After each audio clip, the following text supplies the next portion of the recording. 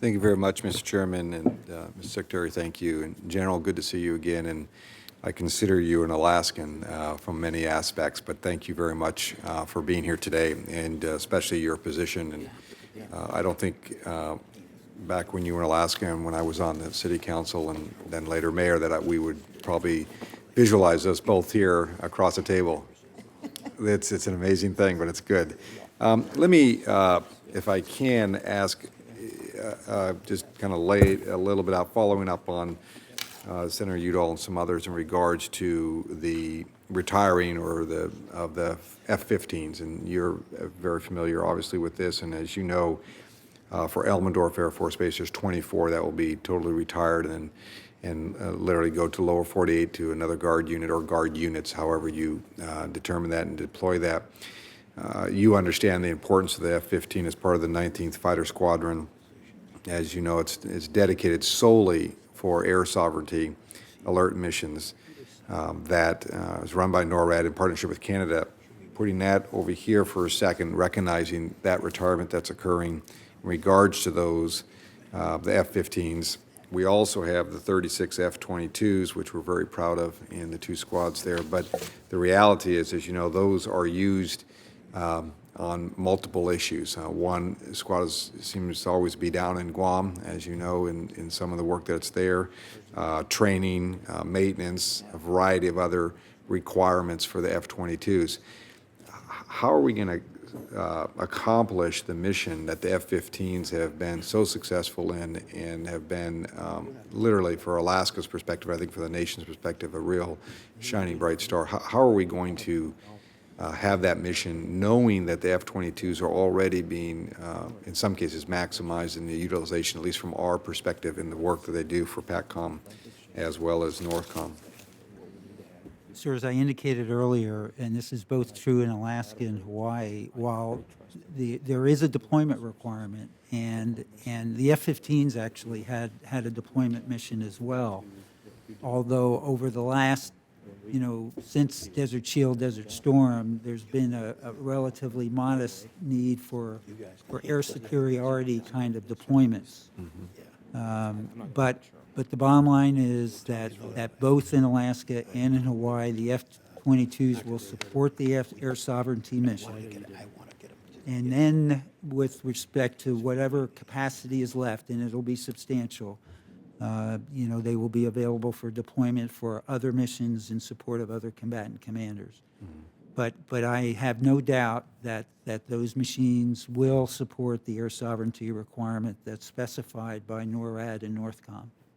Can you walk through me? I know, and I can't remember the exact timing, but the force restructuring, the capability gaps, and the whole report that's due at some point or in the process. Give me an update. In fact, it was, if I'm not mistaken, perhaps the staff can confirm, the report was delivered yesterday. Okay. And I read it one last time on Sunday, cover to cover. And at least in my view, it makes a pretty compelling case. Okay. I guess the thing I recognize and you understand the uniqueness of what we have in Alaska, so I just want to kind of underline, I'm concerned still because of the capacity and the amount of responsibility that our units have up there. And I agree with Hawaii too, but I want to underline my concern there. If I can move to maybe three other areas very quickly. First, and this is just more of a comment, when Senator Bill Nelson was talking about launches and so forth, we would underline that Kodiak is a great investment that the military has made in the millions, and we would encourage you to continue to look at that as an asset. I know some might think because of the cost and is it the right location, but in a lot of cases it is, and I would hope that you would consider the Kodiak launch as an important asset in how you utilize assets around the country for launches. We know they have done some incredible work, and the military and the federal government has put an enormous investment in that, and we would not want to see that become an idle investment when there's a value for it, especially as we move into more and more space activity. The other, and I know you know this, and I always get to do this, my friend from Colorado, Senator Udall, I always get to do this when he's out of the room. We have superior airspace in our state.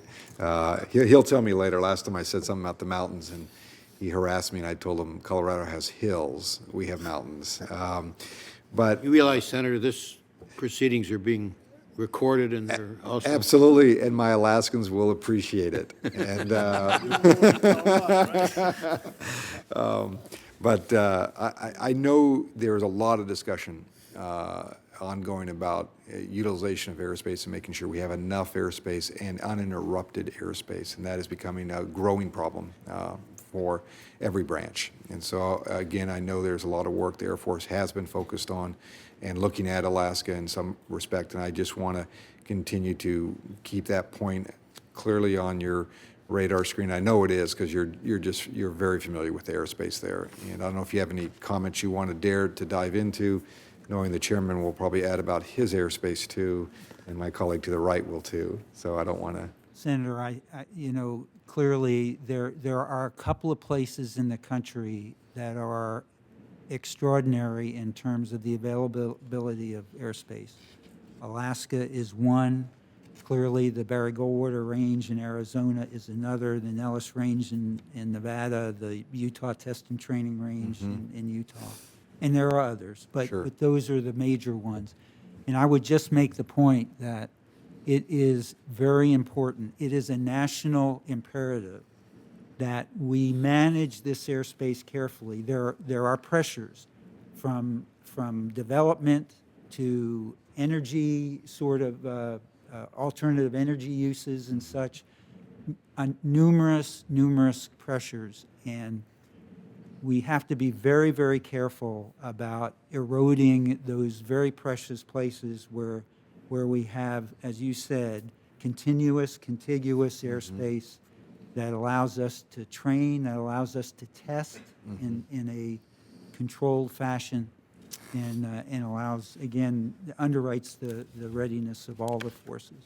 Very good, thank you. My time is up, and I'll just leave you this for the record, if you could. And you folks recently provided me some information on radars and the air defense mission for fiscal 10. And in there's about 31 million, give or take a few dollars there, of unfunded projects for some of the projects, as well as money for contractor acquired parts is underfunded. Can you kind of give me, again, for the record, what the strategy is there to deal with that underfunding and long-term ability to make sure we continue the maintenance issues, which only get more expensive as time goes on. When delayed maintenance just means delayed costs, which means increased costs. So if you could do that for the record.